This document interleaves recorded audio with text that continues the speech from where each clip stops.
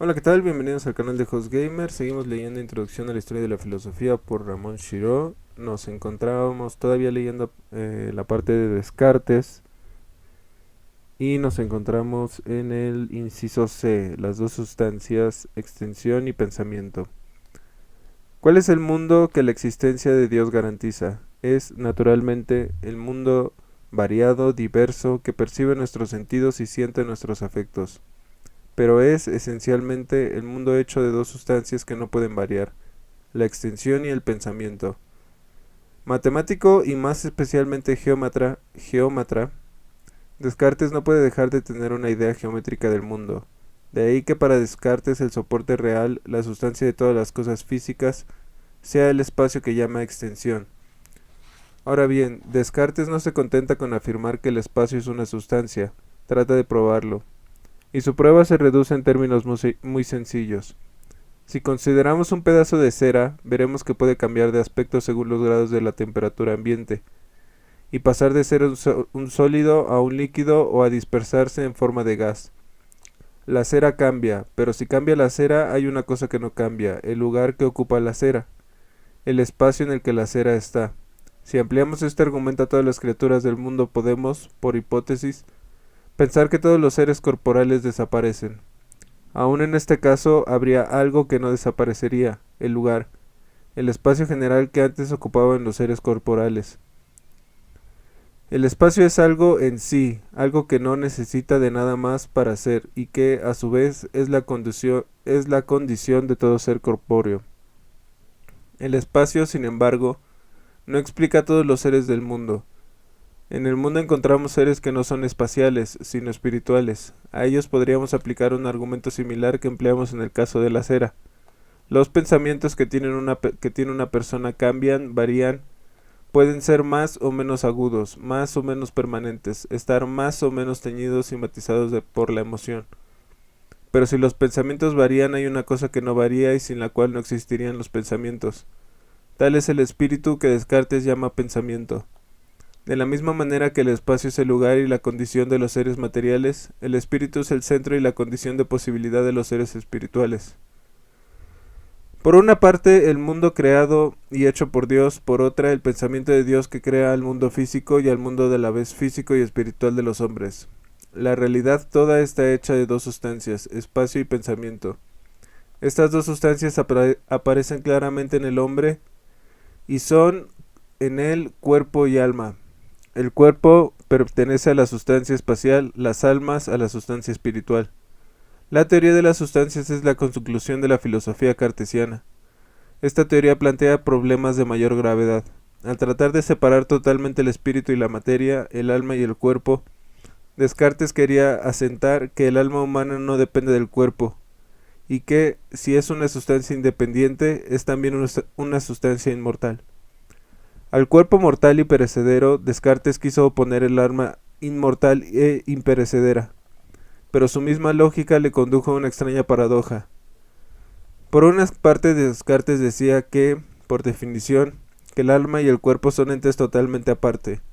Por otra veía, por la experiencia, que existe una relación constante entre el alma y el cuerpo, que nuestras emociones, nuestras sensaciones, nuestras imaginaciones serían explicables sin la comunicación entre cuerpo y alma. Descartes nunca llegó a resolver este problema básico que planteaba su filosofía. Se afanó a describir el cuerpo como un mecanismo basado en el sistema nervioso y hecho de acciones y reacciones muy similares a lo que más tarde la psicología llamaría reflejos condicionados. Se empeñó también en preservar la sustancialidad del alma y mostrar la independencia de ésta en relación a las operaciones mecánicas de los cuerpos.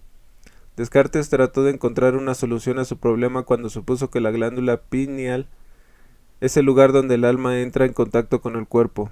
Semejante explicación era una ausencia de explicación, y una de las ideas más extrañas en todo el pensamiento cartesiano.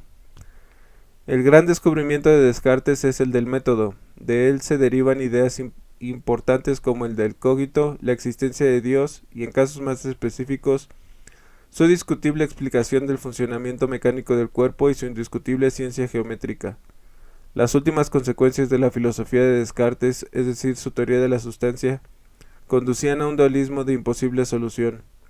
Así, Descartes dejaba un método preciso y un problema abierto a la filosofía racionalista de sus sucesores. Todos ellos emplearon una buena parte del método cartesiano. Ninguno de ellos pudo aceptar su dualismo. Spinoza y Leibniz desarrollaron filosofías distintas, complejas y nuevas. Las dos parten del problema que Descartes deja abierto. Siguiente apartado, Baruch Spinoza. Con la paz de Westfalia, en 1648, Holanda se independizó de España, y hemos visto que Holanda del siglo XVII se señaló por su espíritu tolerante. La prueba más clara de esta tolerancia es el establecimiento de ciertas tierras de una cantidad importante de judíos expulsados de España y Portugal. A mediados del siglo XVII, la comunidad ibero-judía de Holanda era poderosa en la vida comercial del país. En cuanto a la vida espiritual, esta comunidad estaba dividida entre judíos ortodoxos, que querían establecer el culto a sus antepasados, y el pensamiento escéptico de algunos filósofos y teólogos de origen judío que no creían que la Biblia debía interpretarse literalmente. Algunos de ellos, como Uriel da Costa y Pedro Prado, se adelantaron al tratado teológico-político de Spinoza en su crítica de la interpretación textual de los textos bíblicos.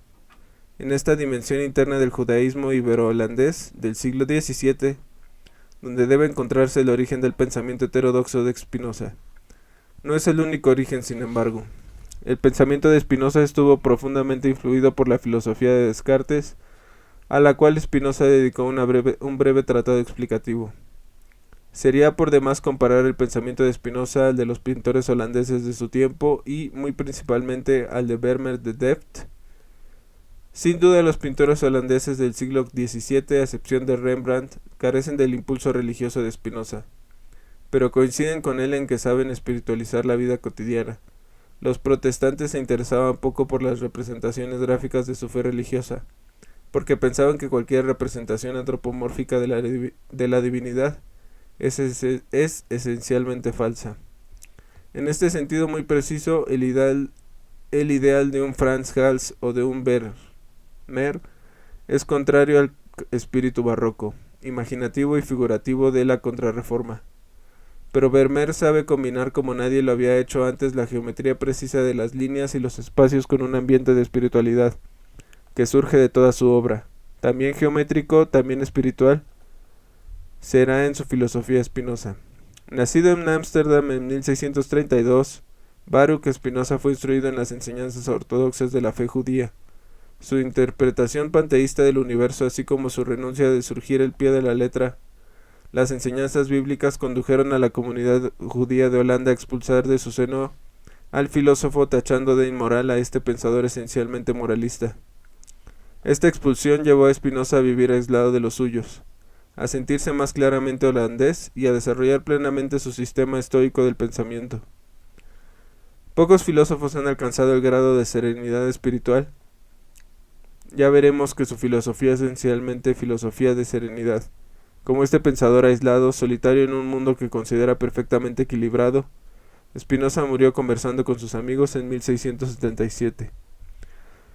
Si la filosofía de Descartes es ante todo teórica, la de Spinoza es eminentemente práctica.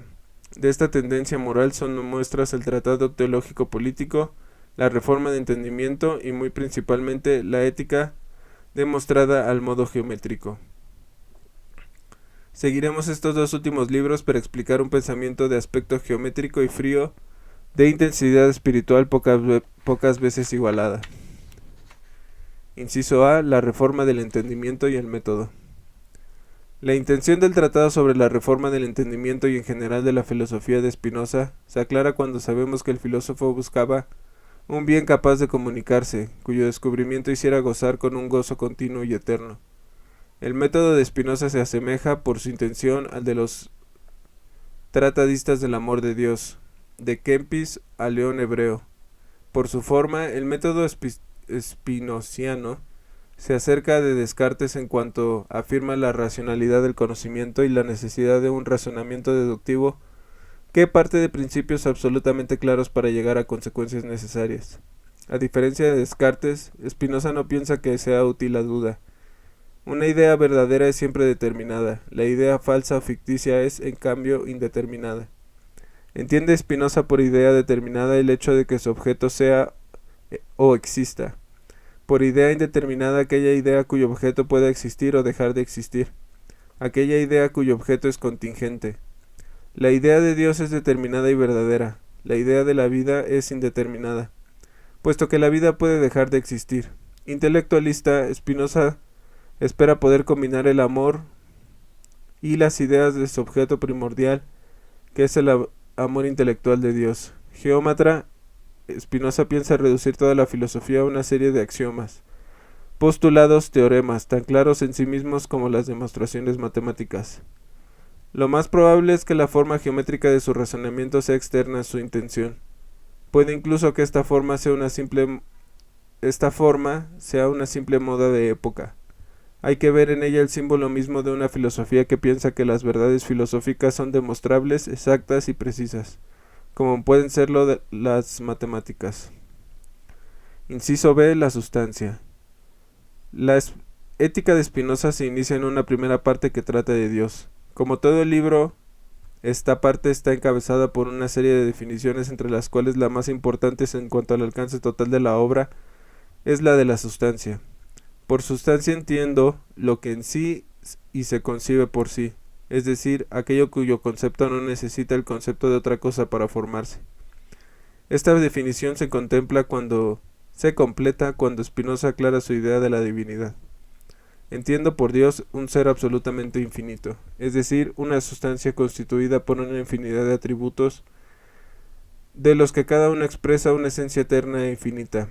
Uniéndose ambas definiciones entraremos al meollo mismo de la filosofía de Spinoza. Existe una sola sustancia infinita, Dios, que contiene todo lo que hay en el universo. Esta sustancia, por el hecho de ser infinita, contiene una infinidad de atributos definidos como aquellos que el entendimiento percibe en la sustancia como constituyendo su esencia. Spinoza piensa, por consiguiente, que Dios, o la sustancia, que es lo mismo, contiene una infinidad de atributos que desconocemos por el mero hecho de que somos limitados y finitos. Entre todos los atributos de Dios conocemos dos, el espíritu y la materia. No era desacostumbrado a definir a Dios como ser espiritual. Lo que sí es a la vez nuevo y revolucionario es definir a Dios a la vez como un ser espiritual y material. Al hacerlo, Spinoza resuelve el dualismo de las sustancias cartesianas. El problema de Descartes surgía de que dos sustancias distintas, alma y cuerpo, no pueden comunicarse. Pero si todo pertenece a una misma sustancia, si sustancialmente y en lo más infinito del cuerpo, íntimo del cuerpo y el alma son la misma cosa, ambos parten de una sustancia que es Dios. La comunidad entre ambos deja de plantear problemas. Concebido como un ser que todo lo contiene, el Dios de Spinoza es también un Dios material, concebido como un ser racional. El Dios de Spinoza no permite la libertad, puesto que todo en él es explicable por esta sustancia que se concibe por sí, concebido como un ser perfecto. El Dios de Spinoza no contiene el mal. Para Spinoza no es ya que el mal sea una carencia, como para San Agustín o Santo Tomás, sino simple y llanamente que el mal no existe. ¿A qué se reduce el mal? A la limitación de las perspectivas humanas. Según Spinoza, algo es malo para nosotros porque no acabamos de ver el universo en su totalidad. El mal es simplemente un error de perspectiva que proviene de nuestra finitud y de nuestra limitada visión de las cosas. Pero si Spinoza parece resolver el problema del dualismo cartesiano, plantea el cambio un problema que nunca acaba de resolverse dentro de su sistema monolítico. Spinoza no puede explicar la existencia de seres finitos y limitados, de seres individuales y personales. Y no puede hacerlo porque si por definición todo es idéntico a todo lo demás, dentro de la unidad de una sola sustancia, no existe diferencia real entre la piedra, el hombre o la nube. El mundo que conocemos, el mundo sensible que nos rodea, es ilusorio. O, por decirlo con el lenguaje de Spinoza, es simplemente un modo de sustancia, es decir, afección de la sustancia. El mundo concebido por Spinoza, unitario, invariable, eterno, es el marco para una moralidad serena, estoica y contemplativa. Inciso C. Los actos humanos. Spinoza concibe que el hombre está hecho de afecciones. La primera afección que encontramos en el hombre reside en el esfuerzo que, por todos los seres, realiza para permanecer en su ser. Esta necesidad de seguir viviendo, de seguir existiendo, hace que nos centremos en nosotros mismos y que lleguemos a pensar que a veces todo depende de nosotros. Pero este esfuerzo de los hombres por permanecer en su ser no es siempre malo. En algunos casos, y en este punto Spinoza se aleja de los estoicos, las afectaciones son buenas. Lo que siempre que sirvan, lo son siempre que sirvan como móviles para la vida. Así, la alegría es una afección positiva que nos mantiene en nuestro ser. La tristeza, en cambio, una afección negativa que anula y destruye nuestro modo de ser. La alegría es la causa del amor que construye y crea. La tristeza es la causa del odio que destruye y aniquila. Pero si algunas afecciones son buenas en cuanto nos llevan a sobrevivir, ninguna es del todo buena porque su origen siempre es irracional. La verdadera bondad, para Spinoza como para Sócrates, está en el intelecto y la razón. Si el mundo es racional, si Dios es racional, lo que puede acercarnos a Dios es aquello que nos define como partes integrantes de la sustancia del universo, nuestra razón. Si por nuestras afecciones y sobre todo por nuestras pasiones destructivas somos esclavos, por nuestra razón somos libres. Y esta libertad se consigue mediante una adecuada combinación de la más positiva de las afecciones, el amor, y de la más sustancial de nuestras facultades, el intelecto. De ahí que para Spinoza el sabio es el que sabe renunciar a sí mismo y entregarse al amor intelectual de Dios. No es el amor de Spinoza por la divinidad un amor semejante al de los místicos, es el amor intelectualizado de quien sabe que la única alegría y la única vida serena es de quien sabe aprovechar sus afecciones positivas y amorosas para alcanzar una idea clara y distinta de la esencia humana, que es la misma sustancia del universo, de la naturaleza y de Dios. Podemos decir que para Spinoza, en nuestro amor de Dios mismo, se ama a sí mismo con un amor de intelectual infinito. Nuestro amor y nuestro intelecto son partes integrantes del amor y del intelecto universal que es esta única sustancia divina. La doctrina de Spinoza entraña el concepto vívido de la libertad. Spinoza afirma, en efecto, que si somos esclavos por nuestras pasiones, somos libres por nuestra razón amorosa que nos funde en la naturaleza misma de las cosas. Pero, ¿cómo hablar de libertad si el universo está determinado por su sustancia divina y racional? ¿Qué entiende Spinoza por la libertad? Se llama libre aquella cosa que existe por la sola necesidad de su naturaleza y es determinada a obrar por sí sola. Los términos necesidad de su naturaleza y determinada a obrar por sí misma muestran bien a las claras que Spinoza no cree que exista una verdadera libertad de elección. Somos seres necesarios y determinados por la razón infinita de la sustancia. Ser libre quiere decir ser consciente de que estamos determinados. La libertad es la aceptación intelectual de que el universo es bueno, racional, unitario y eterno. Más allá de nuestras personalidades ilusorias, la libertad, que es razón, nos permite ver desde el punto de vista de la divinidad, bajo la especie de una cierta eternidad. El sistema de Spinoza, que por su aspecto unitario recuerda al de Parménides, renuncia a la libertad humana, renuncia a la sustancialidad de las criaturas, reduce el mundo sensible a una apariencia y una ilusión. Lo que sigue siendo valioso de la experiencia de Spinoza no es tanto el sistema muy discutible que edificó el filósofo, como el modelo de vida de este hombre que creyó encontrar la serenidad perfecta en la renuncia al mundo. Si la filosofía de Spinoza no puede concebirse como una explicación clara del universo, puede pensarse en Spinoza, el hombre Spinoza, habría dicho Unamuno, como una lección viva de vida serena y la existencia guiada por la ley moral. Y bueno, hasta aquí le vamos a dejar aquí. Amigos, yo espero que sigas teniendo un excelente y maravilloso día. Te recuerdo que si te gusta el contenido de calidad, te vayas a otro canal. Pero si lo que te gusta es esto, no olvides en suscribirte, darle like y compartir. Sobre todo por compartir, que es gratis. Te deseo que sigas teniendo un excelente y maravilloso día. Saludos, bye.